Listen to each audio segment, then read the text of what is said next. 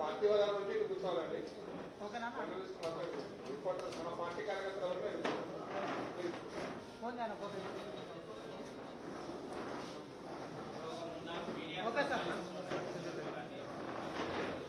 Party కార్యకర్తలు media కోసం వాళ్ళ సీట్లు ఖాళీ పెట్టండి. సమస్య రాయి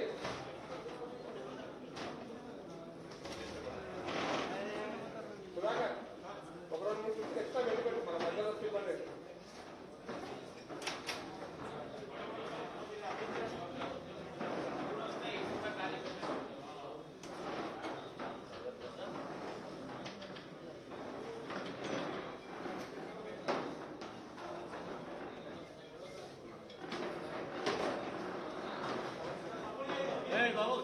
సుధాకర్ కుర్చీలే సుధాకర్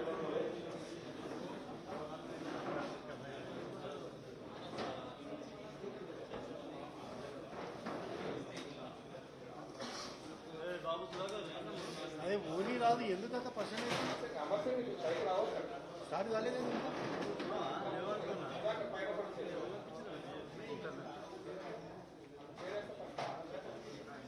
ఓకే విజయ్ గారు ఎందుకు రావచ్చు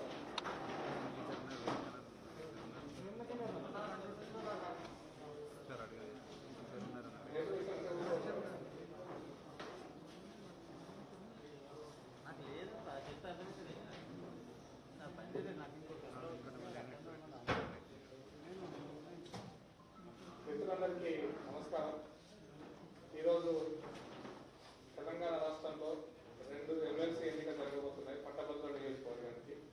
ఆ సందర్భంగా ఈ ఎన్నికల సందర్భాన్ని పురస్కరించుకొని డెవలప్ చేసినటువంటి ఒక యాప్ యొక్క ఎవరు మాట్లాడతాను ఇంకా యాప్ రిలీజ్ కార్యక్రమం యాప్ను విడుదల చేసేటువంటి ఆవిష్కరించేటువంటి సందర్భంగా ఏర్పాటు చేసినటువంటి యొక్క విలేకరుల సమావేశంలో వచ్చినటువంటి పెద్దలందరినీ పరిచయం చేస్తాను.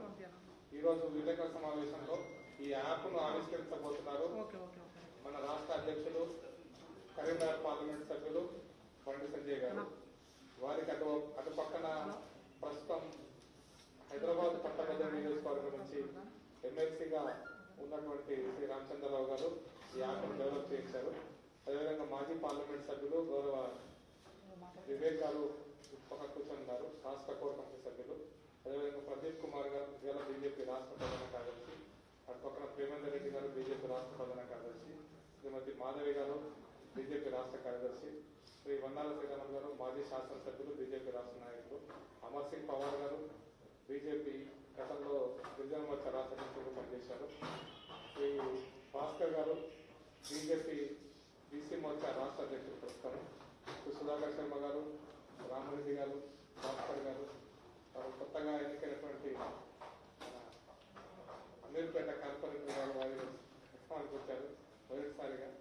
మా సీనియర్ నాయకులు పర్ల గారు మా పార్టీ గతంలో కూడా చాలా అనేక బాధ్యతలు నిర్వహించారు. ఫస్ట్ కార్పొరేటర్ గారు వేదిక వచ్చారు కాబట్టి కార్పొరేటర్గా పరిస్థితి శ్రీ బండి సంజయ్ గారిని మాట్లాడిన తర్వాత ఈ యొక్క యాప్ ఆవిష్కరణ ఉంటుంది. దాంట్లో అందరూ కార్యకర్తలు కూడా పాల్గొంటారు.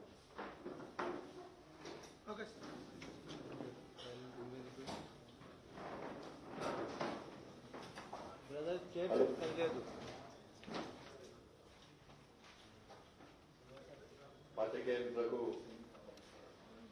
అందరికీ నమస్కారం.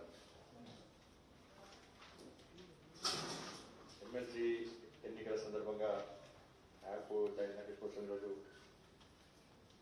ఈ వేదిక ఏర్పడడం జరిగింది.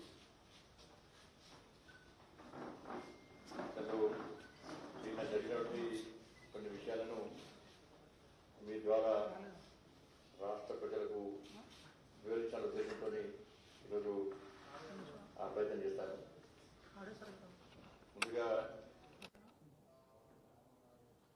గౌరవనీయులు పెద్దలు పూజ్యులు మా గురువర్యులు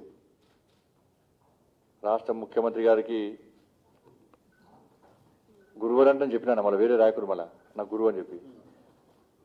అన్నిట్ల గురువు ఆయనే నాకు, అందుకే గురుదక్షిణ తీసుకుంటున్నాను భాష విషయంలో కానీ అబద్ధాలు మాత్రం రావు నాకు. ఈయన యూటర్న్ ముఖ్యమంత్రి మొదటి నుంచి చూస్తూ ఉన్నాం మనం.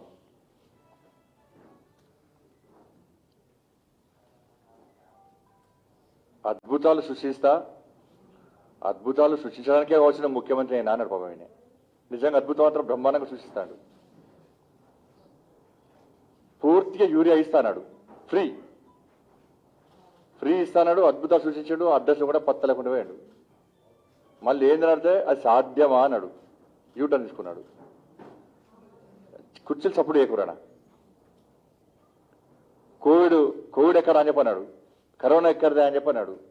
మా ఎమ్మెల్యేలు నేను మాస్కులు లేకుండా శానిటైజర్ లేకుండా చెట్ల పట్టి గుట్టల పట్టి తిరుగుతామన్నాడు. ఇప్పుడు తిరగాల రాష్ట్ర ముఖ్యమంత్రి, ఎందుకు తిరగలేదు మరి? మళ్ళీ ఆయన మాస్క్ పెట్టి ఫోటో పెట్టుకుని అన్ని ఓడిసి పెట్టుకోండి, మాస్క్ పెట్టుకొని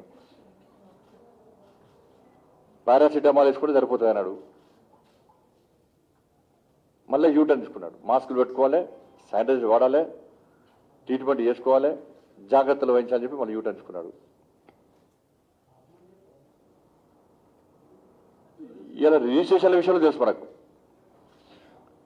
ప్రభుత్వ ఆదాయానికి తనే గడ్డి కొట్టుకున్నాడు.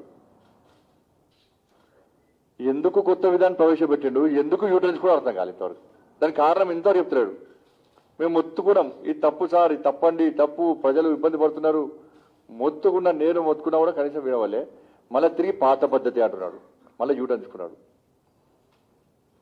వ్యవసాయ చట్టం విషయంలో, వ్యవసాయ బిల్లు విషయంలో కూడా అనేక సందర్భాల్లో విజ్ఞప్తి చేసినాం, పెడచెవడ పెట్టిండు, మళ్ళీ యూటర్న్ తీసుకున్నాడు.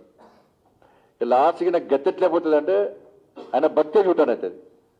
ముఖ్యమంత్రిగా మళ్ళీ యూటర్న్ తీసుకొని మళ్ళీ పాస్పోర్ట్ల బ్రోకర్ కనుక వస్తుంది రాష్ట్రం. ఇది పక్కా అవుతుంది, దీని అనుమానం ఏం లేదు. అందుకే రాష్ట్ర ముఖ్యమంత్రి గారికి భారతీయ జనతా పార్టీ తరఫున, తెలంగాణ రైతాంగం తరఫున హృదయపూర్వక సవినయంగా కృతజ్ఞతలు చేస్తున్నాను. ఎందుకంటే నేను ఇన్ని రోజులు పాపం అనుకున్నాను, చాలా సందర్భాలు మీకు కూడా చెప్పినాను. 7 ముఖ్యమంత్రి ఫామ్ హౌస్ అన్నాడు, ఢిల్లీ వేచిండు, భయపడుతున్నాడు కానీ రోజుకో పేజ్ చదివాడు, రోజుకో పేజీ వ్యవసాయ బిల్లు, వ్యవసాయ చట్టం రోజుకో పేజ్ చదివిండు, రోజుకో గంటనో అర్ధగంటనో రైతులకు సమయం ఇచ్చాడు. ఇంత సమయం బట్టి రాష్ట్ర ముఖ్యమంత్రికి వ్యవసాయ చట్టం గురించి అవగాహన వేసుకోవడానికి, తెలుసుకోవడానికి ఇంత టైం పట్టింది నాకు. అందుకే ఇంత సమయాన్ని ఫామ్ హౌస్లో ఉండి కేటాయించిన రాష్ట్ర ముఖ్యమంత్రి గారికి హృదయపూర్వక సవినయంగా కృతజ్ఞతలు రాష్ట్ర భారతీయ జనతా పార్టీ తెలియజేస్తా ఉన్నది.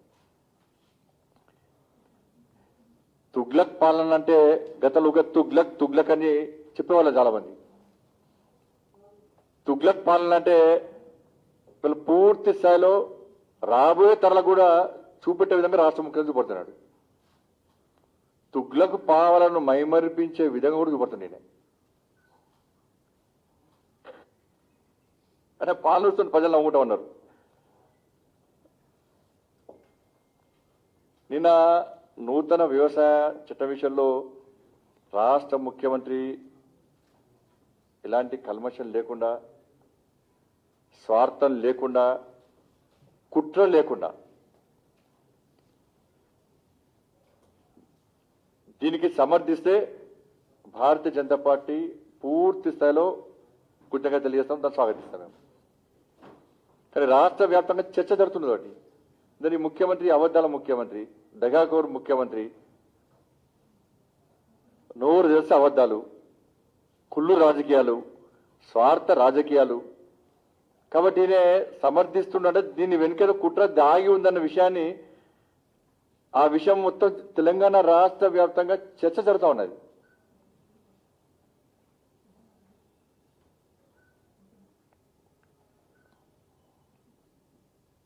వాళ్ళ ప్రజల దృష్టి మళ్లించడానికి, రాబోయే రోజుల్లో ఒక అయోమయం సృష్టించడానికి రాష్ట్ర ముఖ్యమంత్రి ప్రయత్నిస్తున్నాడు. కొనుగోలు కేంద్రాలను తీసేస్తాడట ఈయన. కొనుగోలు కేంద్రాలు తీసేయమని చెప్పి చట్టం చెప్తుందట. ఏ చట్టం చెప్పింది కొనుగోలు కేంద్రాలు తీసేయమని చెప్పి? రాష్ట్ర ముఖ్యమంత్రి స్పష్టం చేయాల్సిన అవసరం ఉంది. కొనుగోలు కేంద్రాలు పెంచాలనం, కొనుగోలు కేంద్రాలు తీసేమని ఎక్కడన్నా చట్టంలో ఉందా? తీసేయడంలో నీ అంతర్యం ఏమిటి?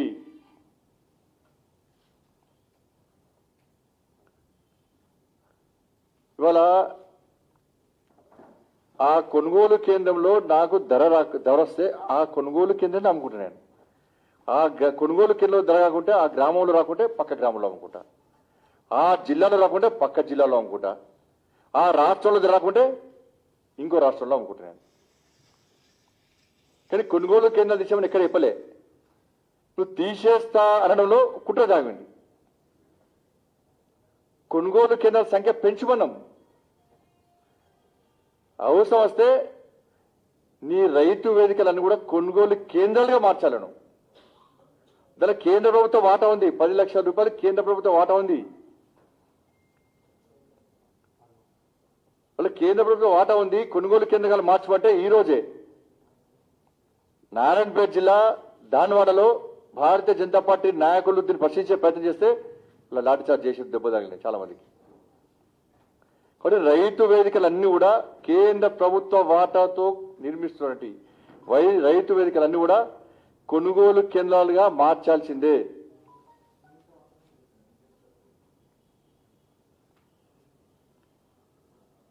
దళారి రాష్ట్ర ముఖ్యమంత్రి దళారి నేను అన్నాడు, దీన్ని వ్యాపారం చేస్తున్నావా, వ్యాపారం మాకు అవసరం లేదు అంటే. మరి ఇన్ని రోజులు చేసిన వ్యాపారమే నువ్వు ఒప్పుకున్నట్టు కదా.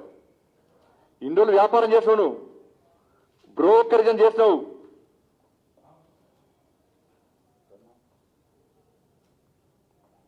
ఇవాళ వాస్తవాలు ఒప్పుకున్నావు, నువ్వు ఇప్పుడు చెయ్యి అంటున్నావు. సంతోషం. ఇన్ని రోజులు చేసింది అదే కదా నువ్వు చేసింది. మరి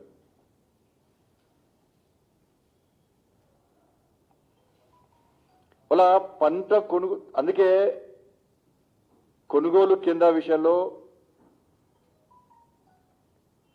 రాష్ట్ర ముఖ్యమంత్రి తన నిర్ణయాన్ని వెనక్కి తీసుకోవాలి. దీని వెనుక పక్కా కుట్ర దాగి ఉంది. ప్రజలను రైతులను మోసం చేయడానికి వాళ్ళ కేంద్రం చెప్పింది వాటి కొనుగోలు కేంద్రాలు తీసేస్తామేమో అని చెప్పించి మోసం చేసే ప్రయత్నం రాష్ట్ర ముఖ్యమంత్రి చేస్తున్నారు. రైతులు అందరూ తెలుసు. దీన్ని ఎందుకు సమర్థిస్తున్నారు సార్? అసలు ఏంటంటే ఈయన ఏదో ఆందోళన ఏదో ఒడవేండేదో ఎక్కడ రైతులు సపోర్ట్ చేయలే, బంద్ అంటే కూడా సహకరించలే. అక్కడక్కడ ట్రాక్టర్లు ర్యాలీ తీసిర్రు. ట్రాక్టర్ డ్రైవర్ అంటే పైసలు చేస్తామని చెప్పన్నారు వాళ్ళు. కాబట్టి ఎక్కడ స్పందన రాదు. కాబట్టి ఇవాళ మళ్ళీ తిరిగి ఆయన దీన్ని సమర్థించే ప్రయత్నం చేస్తున్నాడు. ఆ సమర్థించే క్రమంలో కూడా ఈ కుట్ర కోణం దాగి ఉంది. కాబట్టి దాన్ని ప్రజలు గుర్తిస్తున్న విషయాన్ని, రైతులు గుర్తిస్తున్న విషయాన్ని రాష్ట్ర ముఖ్యమంత్రి గుర్తించుకోవాలి. ఇలా ఇదే చట్టాన్ని ముందే నువ్వు సమర్థిస్తే వాళ్ళ బంధు వల్ల ఇంత నష్టపోయింది. ఇవాళ తెలంగాణ రాష్ట్రం నష్టపోయింది. ఇవాళ దానికి రాష్ట్ర ముఖ్యమంత్రి బాధ్యత వహించాలి. జరిగిన నష్టాన్ని టీఆర్ఎస్ పార్టీ చెల్లించాల్సిన అవసరం ఉంది. దాడులు చేశారు, పలగొట్టారు చాలా ప్రైవేట్ ఆస్తులని కూడా. పోలీసులు మద్దతు తెలిపారు.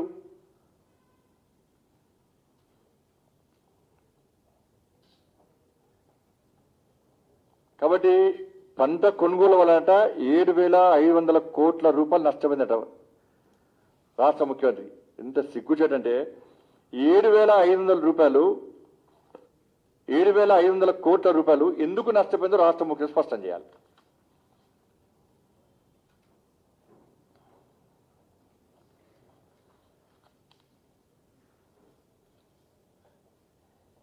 ఇవాళ పూర్తిగా కేంద్ర ప్రభుత్వమే మొత్తం చెల్లించేది. లాస్ట్కు బస్తాలకు కానీ ట్రాన్స్పోర్టేషన్ కానీ అన్నిటి కూడా కేంద్రమే చెల్లిస్తుంది. ఇలా ఎఫ్సిఐ సేమ్ అట్నే అంటే డబ్బులు ఇస్తుంది ఎఫ్సిఐ. ఇవాళ సిసిఐ ప్రతి ఒక్కటి డబ్బులు ఇస్తుంది. అన్ని కూడా కేంద్రం ఇచ్చినప్పుడు నీకు ఏ నష్టం జరిగింది, దేని ద్వారా నష్టం జరిగిందో ముఖ్యమంత్రి స్పష్టం చేయాలి. నువ్వేం ఖర్చు పెట్టినావు? 7,500 కోట్ల రూపాయలు అంటే నష్టం జరిగింది. నాకు ఇది చెప్తుండే నిన్న.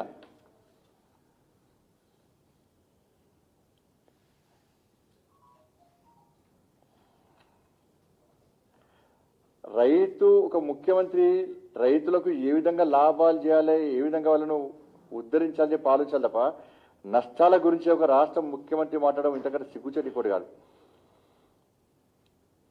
దాన్ని రాష్ట్ర ముఖ్యమంత్రి కోసం అర్థం చేసుకోవాలి. నువ్వు కొనుగోలు సెంటర్లో నష్టపోయినావు, నువ్వు ఏమన్నా నీకేం అన్యాయం జరిగింది? కొనుగోలు సెంటర్లు ఈయన ప్రవేశపెట్టలే. గత ప్రభుత్వాలు సివిల్ సప్లైస్ కార్పొరేషన్ ద్వారా, మార్క్ఫెడ్ ద్వారా, ఐకేపీ సెంటర్ ద్వారా పంట కొనుగోలు చేసి రైస్ మిల్లకు పంపెట్టాం. ఇవాళ ఈయన వేసింది అదే, ఈయన దాన్ని వేరే ఉద్ధరించి రైలు చేసింది. ఎక్కడ కూడా పంట నిల్వ చేయాలి ఈయనే. మరి నష్టం ఏ విధంగా వచ్చింది నాకు? కానీ రాష్ట్ర ముఖ్యమంత్రి 7,500 కోట్ల రూపాయలు ఎట్లా నష్టం వచ్చిందో రాష్ట్ర ప్రజలకు వివరించాల్సిన అవసరం ఉంది. దీని వెనుక ఏదో మతలబు ఉంది.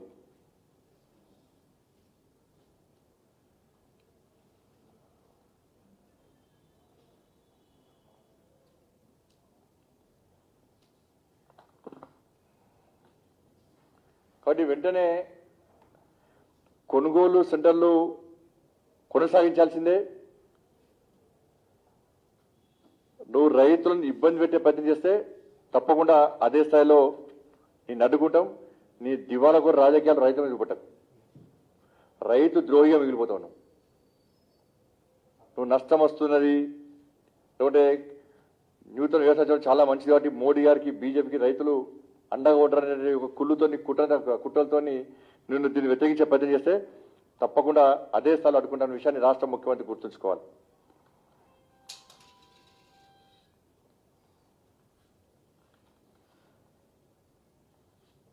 ఇలా నియంత్రిత సాగు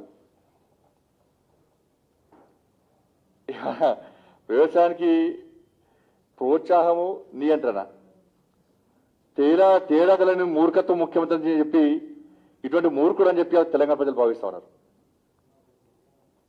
ప్రోత్సాహము, నియంత్రణకు ఇటువంటి సీఎం మనకుండని చెప్పి అలా నిజంగా రైతాంగం అంతా ఇలా ప్రశ్నిస్తున్నారు రాష్ట్ర ముఖ్యమంత్రిని. ఇంత మూర్ఖత్వం ముఖ్యమంత్రి మనకని చెప్పి రైతులు ఏ పంట వేయాలనో ఈయన చెప్తాడు. రైతులు ప్రోత్సహించాలి. ఏ పంట వేసుకున్నా వాళ్ళు ప్రోత్సహించే ప్రయత్నం చేయాలి తప్ప ఏ పంట వేసుకోవాలనో ఈయన చెప్తాడు. ఇది తప్పు అని మేమంటే దాన్ని బీజేపీ రాజకీయం చేస్తున్నది. టీఆర్ఎస్ అంటే రైతులను లక్షాధికారిగా ఇవ్వాలని ప్రయత్నం చేస్తుందట. భారతీయ జనతా పార్టీ అడ్డుకునే పని చేస్తారు. నీ వ్యవహారాల వల్ల ఇలా రైతులందరూ బికారిగా అయిపోయారు. వాళ్ళు దాన్ని రాష్ట్ర ముఖ్యమంత్రి గుర్తుంచుకోవాలి. ఇవాళ ఏమైంది? లాస్ట్కు చివరికి సన్నబొడ్లు వండించమన్నావు, సన్నబొడ్లు వండించారు. ఇవాళ మళ్ళా నువ్వేమంటున్నావు? ఇది పూర్తిగా సన్నబొడ్ల విషయంలో తెలంగాణ రాష్ట్ర వ్యాప్తంగా రైతులు ఇబ్బంది పడుతుందని భావించి రైతుల దృష్టి మళ్లించడానికి, తన తప్పిదం విషయంలో రైతుల దృష్టి మళ్లించడానికి ఇవాళ కొత్త దుకాణం స్టార్ట్ చేసాడు, కొత్త కొనవెత్తుకోవడానికి.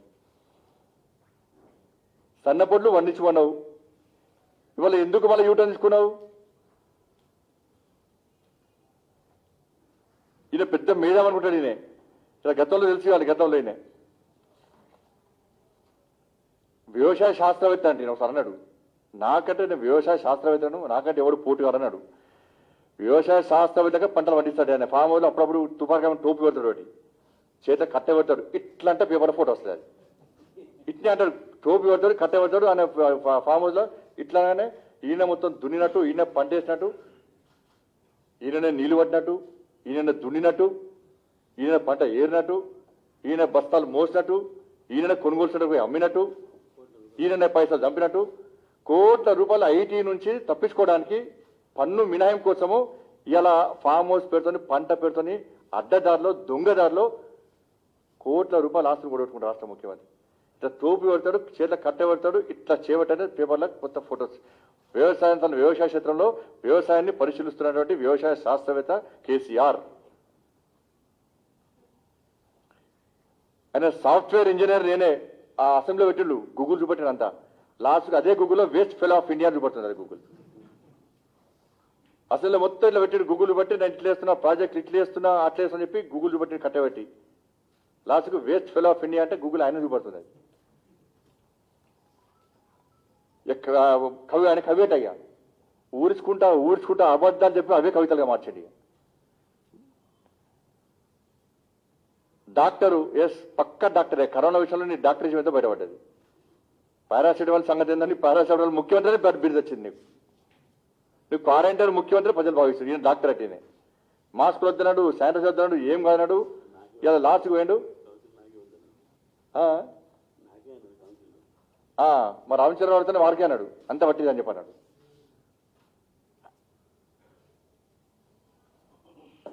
చివరికినే నేను ఆర్గనైజేషన్ డిజైన్ మార్చాడు, పక్క డిజైన్ మార్చిండు. కాళేశ్వరం అన్ని డిజైన్ మార్చి గుంటనక్క లెక్క లక్షల కోట్లు సంపాదించినట్టు కూడా పక్కన ఆర్కే డిజైన్ వేరను. ఇలా చివరకు వాస్తు పండితుడు, నువ్వు సచివాలయం రాష్ట్ర దౌర్భాగ్య ముఖ్యంగా ఒక్కడే ప్రొఫెసర్ ఇవ్వలేడు. వాస్తు పేరుతోనే సచివాలయం కొలగొట్టి మళ్ళా కాంట్రాక్టులు ఇచ్చి కోట్ల రూపాయలు చంపుకోవడానికి పక్కను వాస్తవం అనేది అసలు వాస్తవానికి ఈయన ఒక మోనార్క్ సైకో. ఇవన్నీ చూస్తుంటే కోతలయాన్ని చూస్తుంటే పక్క సైకో ముఖ్యమంత్రిని. ఇవి చెప్పినే వాస్తవంగా చెప్పురాను మీరని ఎప్పుడు నేను తప్పు చెప్పిన దీనిలా రేపు రాసేది మీరు రాస్తారు కదా. నేను చెప్పిందా అలా తప్పుందా?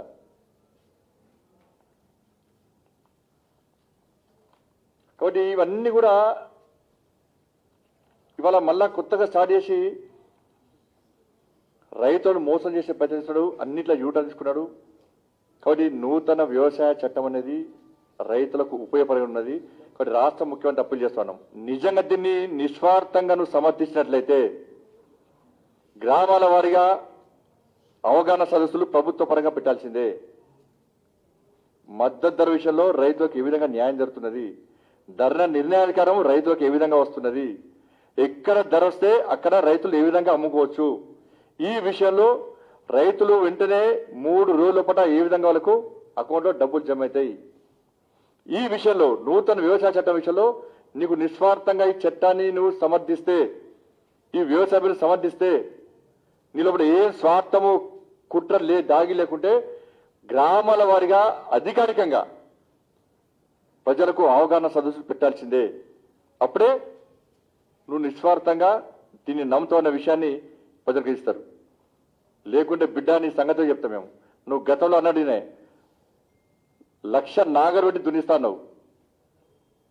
నీ మొత్తం ఇదే రైతుల వాడికి బిడ్డని ఫామ్ హౌస్ రఫ్ ఆడిస్తా నేను.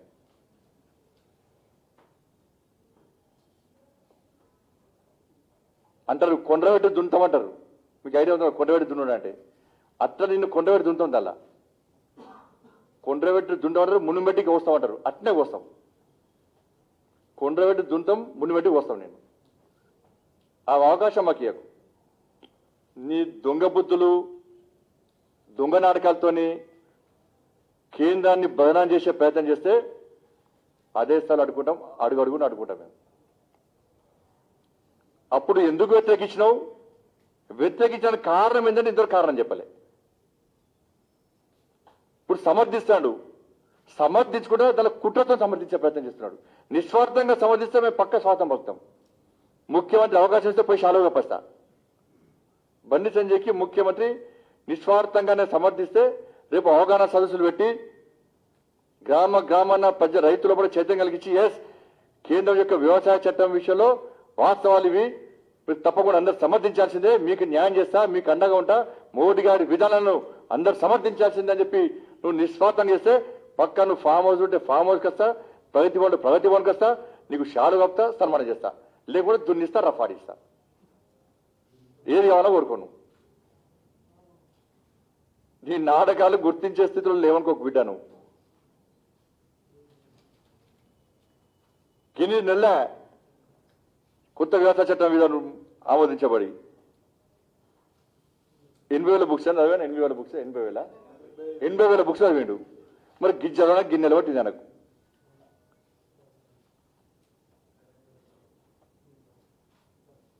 ఇన్ని నెలలు ఎందుకు నువ్వు దీన్ని సమర్థించలే? ఢిల్లీ కత్తి దింపుతా అన్నావు, హైదరాబాద్లో మీటింగ్ పెడతా అన్నావు. ఒక్కడే వెండు ఢిల్లీకి కత్తి దింపుతో పిచ్చోడు అంటారు. నేను అంటే యుద్ధము అందరూ చేసే యుద్ధం అంటారు. అన్న ఒక్కరు చివరస కత్తి పిచ్చోడు అంటారు. ఇలా యుద్ధం చేసేదంటే ఎవరు రాలే. ఢిల్లీ కత్తి దింపుతాడు, పిచ్చోడే బయటకు వచ్చింది వాపస్. అప్పటి నుంచి ఇప్పటివరకు పాపం చేసింది ఏంటంటే పాపం కష్టపడి నేను చాలా సందర్భంలో పాత్రిక ముఖ్యమంత్రి భయపడి ఫామ్ హౌస్ కూర్చొని భయపడే పాపమనే. అందుకే ఈ ఇన్ని రోజులు రోజుకో పేజ్ చదివిండానే. రోజుకో పేజ్ చదివి లాస్ట్కు నిన్న అవగాహన తెప్పించుకొని నిన్న పూర్తి అర్థం చేసుకొని ఇలా నూతన వ్యవసాయ చట్టాన్ని కుట్రతో సమర్థించాడు. ఇది ఇండోర్ ఆయన ఓడిచింది, ఆయన ఉద్ధరించింది ఇది.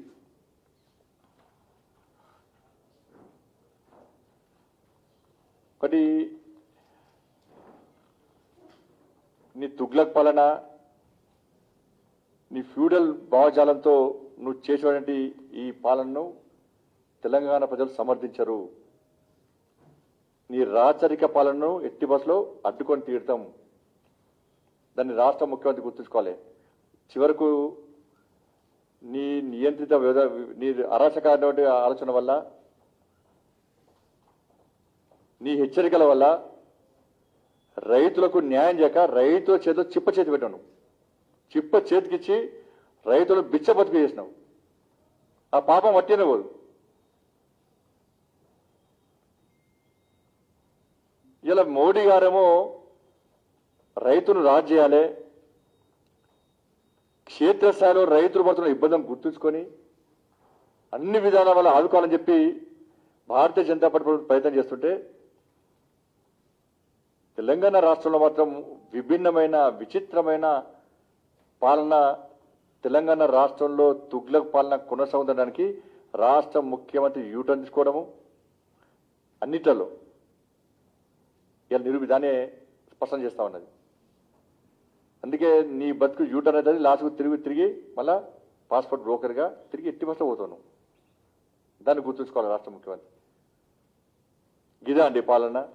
ఒక రాష్ట్ర ముఖ్యమంత్రి ఆయనకు పిలుపునిస్తే దాన్ని తప్పకుండా పాటించాలి ప్రజలందరూ కూడా.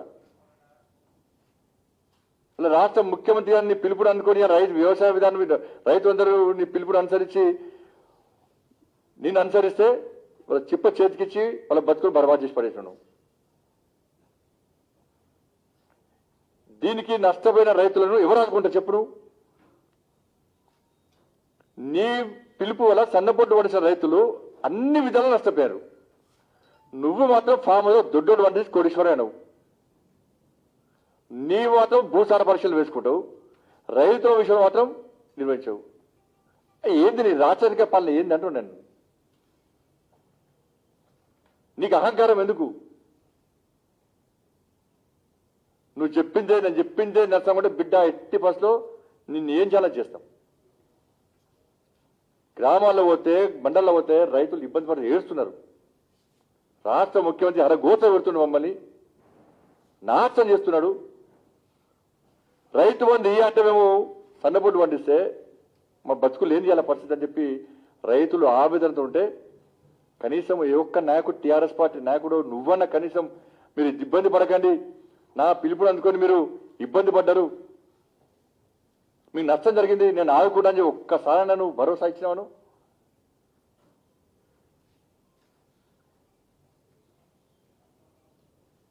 కాబట్టి ఇప్పటికైనా నీ మూర్ఖత్వపు ఆలోచన, అనాలోచిత విధానాలను పేద ప్రజల మీద, రాష్ట్ర ప్రజల మీద రుద్దకు. నీకంత షోకుంటే నువ్వు పన్ను నీ ఫామ్లో సన్నపొట్టు పండించనుంటివి. నేను పండించినా మీరు కూడా ఇదే పండించాలంటే వాళ్ళు అట్లా నేర్చుకుంటారు కావచ్చు. కాబట్టి ఇటువంటి నిర్ణయాలను రాష్ట్ర ముఖ్యమంత్రి ఇప్పటికైనా మానుకోవాలి. ప్రజలను చూసి నవ్వుకుంటున్నారు, పిచ్చో చేతిలో రాయనుకుంటున్నారు. ప్రభుత్వ పాలన అంటే నిన్ను యూటర్న్ ముఖ్యమంత్రిగా ప్రజలు భావిస్తున్నారు. నీ యూటర్న్ వల్ల నీ అనాలోచిత విధంగా రాష్ట్రం చాలా అధోగతి పాలవుతున్నది. ఇప్పటికైనా ఏదైనా నిర్ణయం తీసుకోవడం ముందు ఇతర పార్టీలు, మేధావులు లాంటి వ్యక్తులు, ఇతర పార్టీల నాయకులు కానీ ఇచ్చే సూచనలు సలహాలు పాటించు. నువ్వు మోనార్ లెక్క వివరిస్తే నీ మోనార్ తను దెబ్బతీస్తాం. ఈ పద్ధతి మార్చుకోవాలని చెప్పి రాష్ట్ర ముఖ్యమంత్రిని హెచ్చరిస్తాను మేము.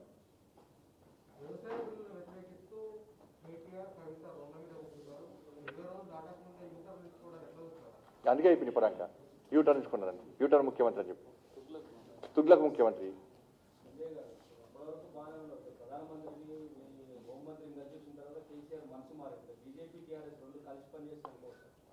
కలిసి పనిచేసి ఎందుకు మారుతాం ఇప్పుడు?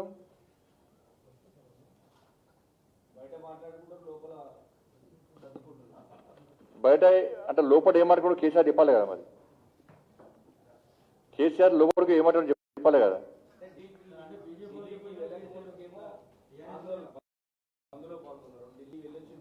నేనే ప్రశ్నిస్తే నువ్వు ఢిల్లీకి పోయి ఏం పొడిచావు ఏం బికాంటి. ఢిల్లీలో రైతులు ఆందోళన చేస్తే నువ్వు ఎందుకు పోలే నేనే అంటి. ఈడికి వచ్చాక నువ్వు ఫామ్ హౌస్ ఎందుకు అన్నావు నేనంటి. మీకు చెప్తే పాపం వ్యవసాయ చట్టం అడిగి ఏం భయపడ్డాడు మరి. ఢిల్లీ వేసాకనే భయపడ్డాడు నేనే అంటి భయపడ్డాడని. అందుకే చెప్పిన నేను. అందుకే నాకు చెప్పలేదు కేసీఆర్ ఫోన్ చేయలేదు కదా. మీకు వేస్తే ఎప్పుడన్నా మీకు వేస్తే దీనికోసం బేనా చెప్పి దానికి మాట్లాడతాను నేను. జాతీయ పార్టీ ఎందుకు చెప్తుంది. ఇక కేసీఆర్ అని ఇక పోటీగాడు తోపుగాడు వచ్చి మాకు కలిసింది అని చెప్తారా. ఈయన పట్టించుకోలేడా. వంగి దండలు మీరే చూస్తారు అన్న. నేను చెప్పిన మీ ఫోటోలు మీరే వేస్తారు టీవీలో చూపడుతుంది మీరే పేపర్ వేస్తే మీరే కదా అన్న. చెప్తే పొల్లు దండాలు పెట్టినా నువ్వు జరుగుగా రప్పని చెప్పి చెప్తే నేను.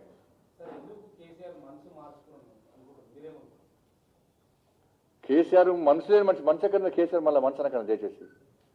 కేసీఆర్ మనసు ఉంటే గిట్లు ఎదుకుంటుందన్నా. అది రాయి కట్ అవుతుంది లోపల. అది కరగది. మనసున్న మనిషి కాదునే. ఇలా భయపడ్డాడు. తెలంగాణ రాష్ట్రంలో రైతులు ఎక్కడ ఈయన ఆందోళన ఎప్పటిదనుకున్నాడు. ఎక్కడ రైతులు సహకరిస్తలేరు. భారతీయ జనతా పార్టీ రాష్ట్ర శాఖ గ్రామాన గల్లీలో రైతులందరికీ అవగాహన కల్పించింది, చైతన్యం కల్పించింది, అనేక కార్యక్రమాలు నిర్వహించింది. రైతులు వాస్తవాలు గ్రహించారు. ఇది మాకు న్యాయం చేసేది చట్టము, మాకు అండగా ఉండే చట్టము, మమ్మల్ని కాపాడే చట్టం అని చెప్పి భావించి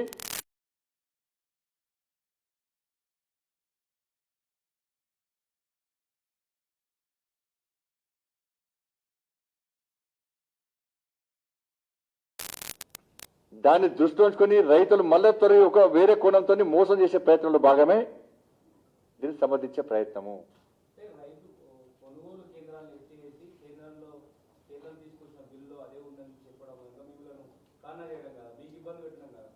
అందుకే చెప్తున్నాం. అట్లా ఇబ్బంది పెడితే మేము ఇబ్బంది పడతాం. మీ క్వశ్చన్ ఆన్సర్ ఉందన్న. మీకు ఎంత కోపం ఉందో తెలుసుకుని ఇప్పటికి. కనీసం మీకన్నా మీరు ఇంత కష్టపడ్డారు. విలేకరులు అయినప్పుడు కూడా వ్యవసాయ చట్టాన్ని మీరు కనీసం అవగాహనతో నేను అర్థం చేసుకొని చెప్తాను. కేసీఆర్కి అర్థం కానట్టుంటాడు.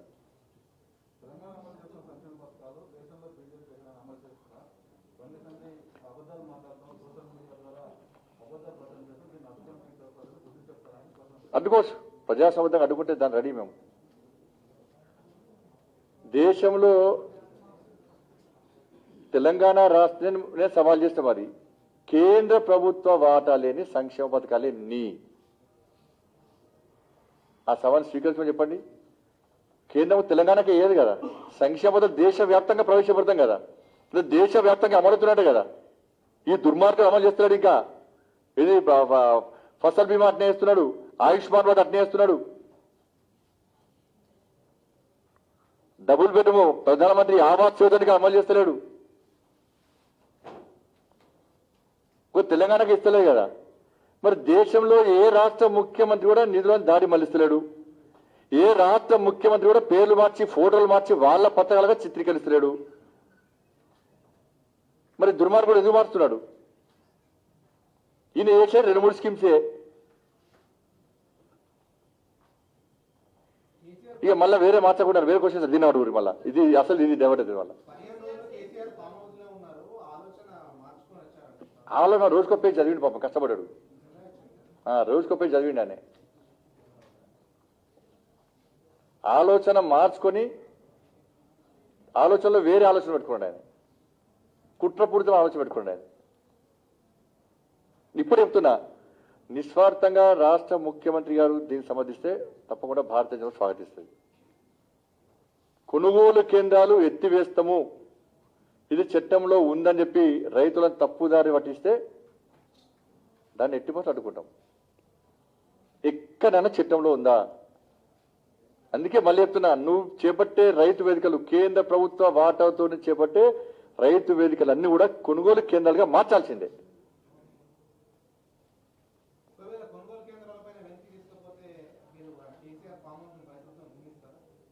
తప్పకుండా భారతీయ జనతా పార్టీ ఆందోళన చేపడతాము. వెనుకడు ప్రసక్తి లేదు. రైతులకు వాస్తవ విషయాలు తెలిసి ఇప్పటికే రైతుల పట్ల మేము ఆలోచన కలిగించినాము. నేను మళ్ళీ క్లియర్ చెప్తున్నా, ఆ కొనుగోలు కేంద్రాల్లో ధర వస్తే అక్కడనే అమ్ముకోవచ్చు. చట్టంలో ఉంది ఇది. ఆ కొనుగోలు కేంద్రాల్లో ధర రాకుంటే కొనుగోలు కేంద్రం ముందట అమ్ముకుంటాం. ఆ గ్రామంలో రేట్ మద్దతు ధర రాకుంటే వేరే గ్రామంలో అమ్ముకుంటాం. ఆ జిల్లాలో ధర రాకుంటే వేరే జిల్లాలో అమ్ముకుంటాం. ఆ రాష్ట్రంలో రాకుంటే వేరే రాష్ట్రంలో అమ్ముకుంటాం. ఇవాళ 7,500 కోట్ల రూపాయలు నష్టం జరిగింది అన్నాడు. ఎట్లా నష్టం జరుగుతున్నా? ఎంఎస్పీ కంటే తక్కువ వస్తాయి నష్టం జరుగుతుంది. అది కూడా నీకు అవసరం లేదు. అది కూడా నీకు అవసరం లేదు. ఆ నష్టం నీకైతే రాదు. అది మరి ఏ విధంగా నష్టం వచ్చిందో స్పష్టం చేయాలి. ఇక అదమ్మా దీని తర్వాత నెక్స్ట్ అడుగుదాం. ఈ ఇష్యూ డైవర్ట్ అవుతుంది. ఇష్యూ డైవర్ట్ అయ్యాక మళ్ళీ ఇంపార్టెంట్ ఇష్యూ.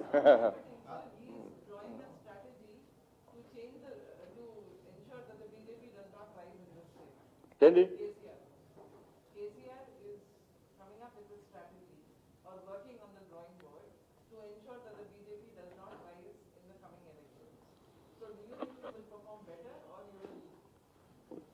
ఇప్పుడు అమ్మ ఒకటే, మేము దేనికోసమో దానికోసమో చేస్తలేము. ఇది ముఖ్యమంత్రి కూడా ఆలోచన ఉండొచ్చు, కానీ రాజకీయాల కోసం ఇంకోటి చేయం. మేము రాజకీయాల గురించి ఈ విషయాలు ఆలోచించాం. మేము ముఖ్యమంత్రికి లోపల ఉంటే చేయొచ్చు. అది గుర్తుంచుకోండి.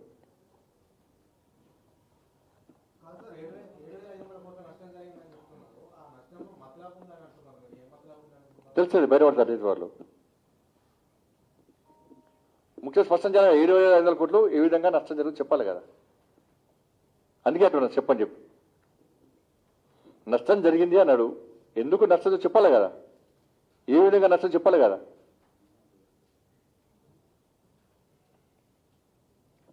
ఓకే అన్న, థ్యాంక్ యూ.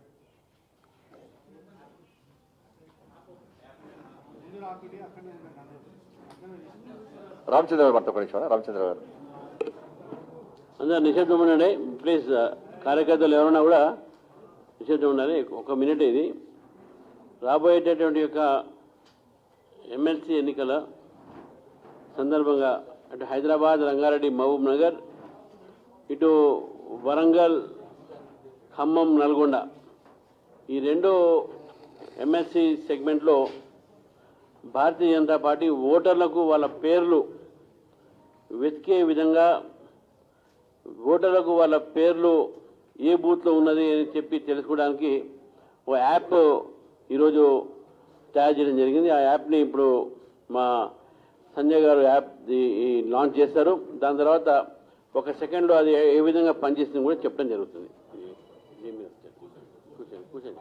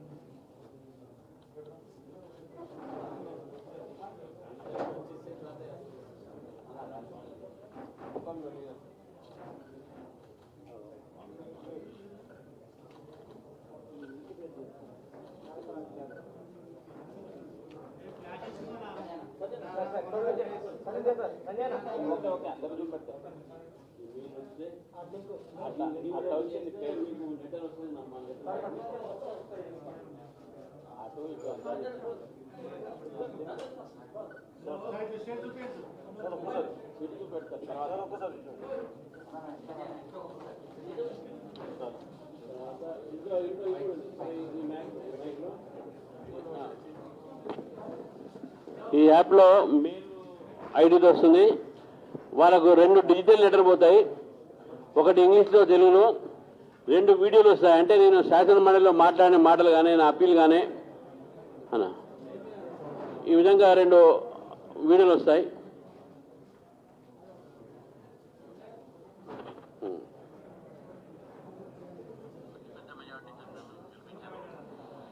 పట్టభద్రులు హైదరాబాద్ మహబూబ్ రంగారెడ్డి జిల్లా సంబంధించిన వారు నిరుద్యోగ యువగర్జన అనే పేరుతో ఈ కార్యక్రమం తీసుకోవడం జరిగింది. అన్ని అంశాల తెలంగాణలో ఒక వర్గాల అన్ని సమస్యలు కూడా ఈరోజు చాలా నిరుత్సాహంతో ఉన్నది. Letters 2 letters English Telugu plus 2 వీడియోలు యాప్ మేము మా కార్యకర్తలకు ఇస్తాం. మీరు పేరు చెప్తే మీరు సర్చ్ చేసి ఇస్తారు. ప్రతి బూత్కు ఒక యాప్ ఇట్టబోతుంది, మా కార్యకర్తలు పోతాయి. మీరు ఎవరైనా మీ పేరు అడిగినా కూడా దానికి టోల్ ఫ్రీ నెంబర్ కూడా ఉంది. మీకు మీ ఓటు ఉందా లేదా కనుక్కోవాలంటే ఆ టోల్ ఫ్రీ నెంబరు 1800-123-7765. మళ్ళీ రిపీట్ 1800-123-7765. ఈ టోల్ ఫ్రీ నెంబర్ ఉంది. ఈ టోల్ ఫ్రీ నెంబర్కు మీరు పేరు చెప్తే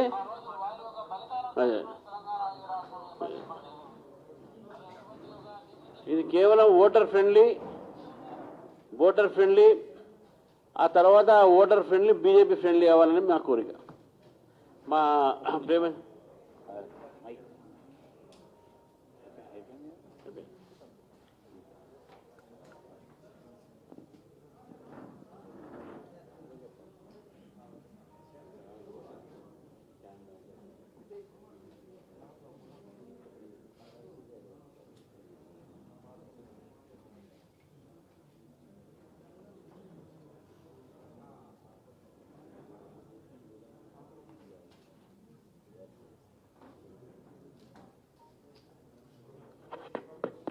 మిత్రులారా, ఈ ఎమ్మెల్సీ సందర్భంగా ఎలక్షన్ సందర్భంగా ఈరోజు ప్రభుత్వ ఉద్యోగస్తులు ప్రభుత్వ టీచర్లు అందరూ కూడా గత అనేక సంవత్సరాలుగా టీఆర్సీ అమలు చేస్తారని చెప్పేసి కూడా భావించారు. గతంలో జూలై ఆగస్టు గడువు ఉన్నప్పటికీ ఈ డిసెంబర్ 30 వరకు ఈ పిఆర్సీ కమిటీ యొక్క కాలం ఉంది. మళ్ళీ దాని లోపల వాళ్ళు అనౌన్స్ చేయాల్సిన అవసరం ఉన్నది. కౌన్సిల్లో అసెంబ్లీలో భారతీయ జనతా పార్టీ అనేక సార్లు దీనిపైన అడిగినప్పుడు మేము ఢిల్లీలో కూడా దీనిపైన ఉద్యోగం మా ఒక హోంమంత్రి కూడా ఈ విషయంలో తీసుకోవడం జరిగింది. అంతేకాకుండా ఉద్యోగం కూడా మన భారతీయ జనతా పార్టీ తరఫు నుంచి కూడా అన్ని జిల్లా కలెక్టరేట్ ఆఫీసులో కూడా మేము ధారణ చేయడం జరిగింది. అయినా ప్రభుత్వము దీనిపైన స్పందించలేదు. పక్క రాష్ట్రం 27% వారు ఐఆర్ ఇస్తా ఉన్నారు వారు ఒక ఉద్యోగస్తులకు. ఇక్కడ మాత్రం ఇంతవరకు ఒక్క పైసా కూడా వాళ్ళు ఐఆర్ కూడా ఇవ్వట్లేదు. కాబట్టి ఇప్పుడు పిఆర్సీ ఈ విషయంలో రేపు ఎమ్మెల్సీ ఎన్నికలు రాబోతున్నాయి కాబట్టి ఉద్యోగాలు ప్రకటించడం కానీ పిఆర్సీ ప్రకటించడం కానీ ఈ రెండు కూడా చేసే అవకాశాలు ఉంటాయి. అయితే భారతీయ జనతా పార్టీ డిమాండ్ చేసేది ఈ పిఆర్సీ అమలు పరచాలి. అదేవిధంగా ఇది జూలై నుంచి 2018 నుంచి దీన్ని అమలు పరచాలని చెప్పేసి కూడా భారతీయ జనతా పార్టీ డిమాండ్ చేస్తూ ఉంది.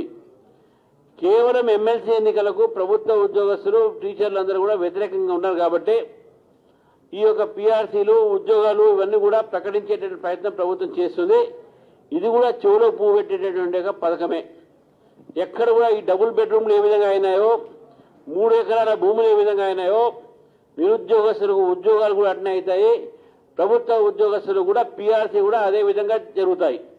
కాబట్టి ఈ యొక్క మోసపూరితమైనటువంటి యొక్క ప్రకటనలకు ప్రజలు నమ్మొద్దు. ముఖ్యంగా పట్టభద్రులందరూ కూడా చదువుకున్న వాళ్ళు విద్యావంతులు కాబట్టి ప్రభుత్వ ఒక కుట్ర కేవలం ఎన్నికలకు సంబంధించిన విషయం ప్రకటన మాత్రమేగా భావించాలని చెప్పేసి కూడా భారతీయ జనతా పార్టీ మిమ్మల్ని కోరుతూ ఈ యొక్క ప్రభుత్వాన్ని డిమాండ్ చేస్తా ఉన్నాం. వెంటనే ఈ పిఆర్సీ అనేది ఉందో జూలై 2018 నుంచి అమలుపరిచేలాగానే వారిని డెఫినెట్ అనౌన్స్ చేయాల్సినటువంటి అవసరం ఉందని చెప్పేసి కూడా భారతీయ జనతా పార్టీ డిమాండ్ చేస్తూ ఉంది.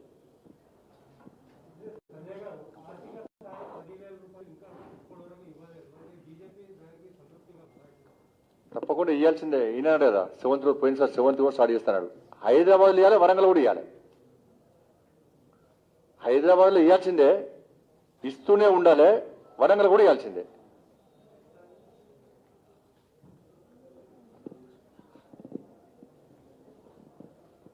మేయర్నే పెడతాడు ఇంకా మళ్ళీ వేరే వస్తారు తర్వాత. ఒక విజ్ఞప్తి, తెలంగాణ ప్రాంతీయ ఉపాధ్యాయ సంఘం యొక్క నాయకులు ముందుకు రావాల్సిందిగా నేను కోరుతున్నాను. బీజేపీ రాష్ట్ర అధ్యక్షులు ఇక్కడ ముందు, అందుకోసమే ముందుకు రావాలి.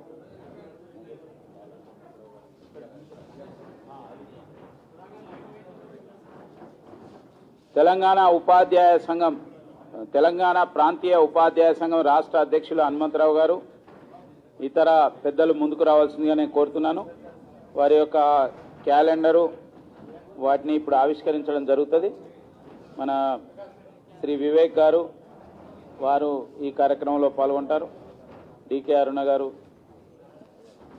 హనుమంతరావు గారు.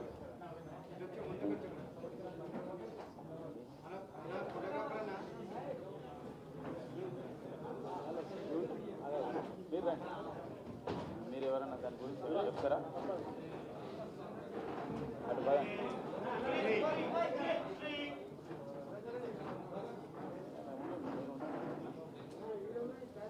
కొద్దిగా మీరు అటుకొద్ది మంది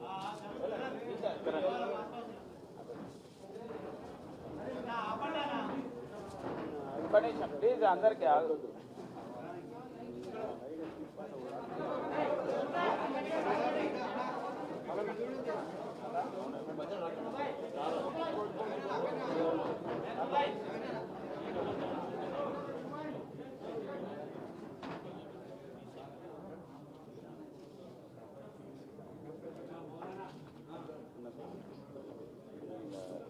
హైదరాబాద్ ఉన్నాయా? వరంగల్ కూడా ఉన్నాయా? అన్నీ హైదరాబాద్ ఉన్నాయా? అన్నీ హైదరాబాద్ ఉన్నాయా? ఇక్కడ లేవు కదా, లేవు. ఇక్కడ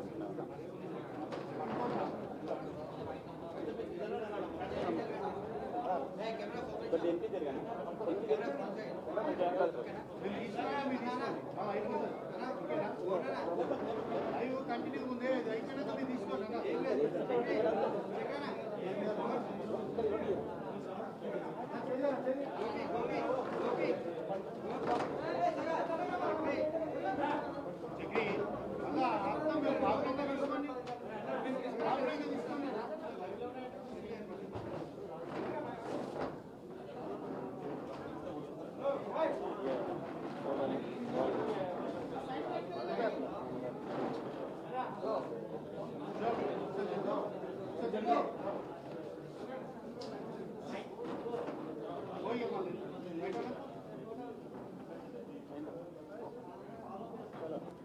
ఓకే తీసుకో ఇప్పుడు.